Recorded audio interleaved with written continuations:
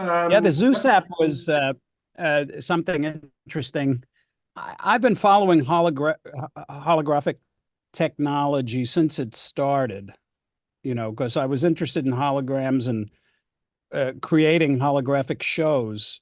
But the technology wasn't there and it was very expensive. And every 5 to 10 years, I would check. Okay. And it never really got to the point where it was affordable and practical until recently. It's still not affordable, but you can capture yourself. 3D technology or holographic technology, when you go to those concerts like Roy Orbison or Zappa Plays Zappa, or you see a holographic performance, it's not a real hologram. It's sort of a projection.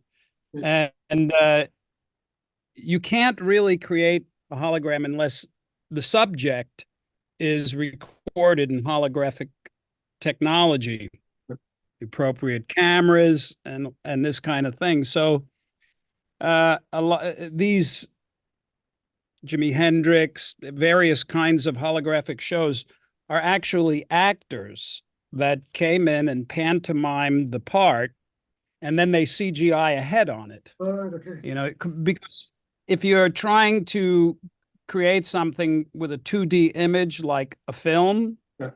or a video, because that's all there is, you Doesn't can't work. really do it. So if you do record yourself in the proper holographic environment, then that you've got the tools now to keep up with technology. So I thought it would be nice to just capture myself performing a whole bunch of songs from my catalog in holographic technology, just because I don't know what's going to happen in the future. I know that something will eventually be created where you can just project an image right on into your room, sort of similar to the way the Zeus app is, but a real image. You don't need to look through a phone or anything like that. But that technology's it's here, but it's cost prohibitive for guys like me. So I was in Holland with a gentleman, Ido Ringini, and he's a cultural ambassador for Holland. And I was talking to him about a potential project for 2026. And I mentioned to him that I had this idea to do these, to capture myself holographically. And he said, well, we have the best technology here in Eindhoven. And he introduced me to 4DR Studios. And we wanted to do a test because I was thinking about using this technology in this possible project with the Bridge Festival in Edo in 26.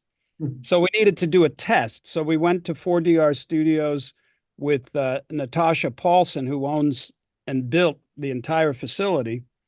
And I just threw on whatever clothes I had and grabbed a guitar, and I decided to just do a one pass because it was a test. Yeah. And I started doing it, and it's a very interesting environment. It's a green room, and there's cameras all around, and they capture all angles of you. And I started doing it, and I got halfway through, and I actually thought, well, that's enough. I could stop now. But I decided to just keep going. And after I saw the test, I thought, wow, this is really great. And then the discussions ensued. Well, we can make an app and it can look like this. And I'm like, wow, okay, Right. that's cool. It's Yeah. unique.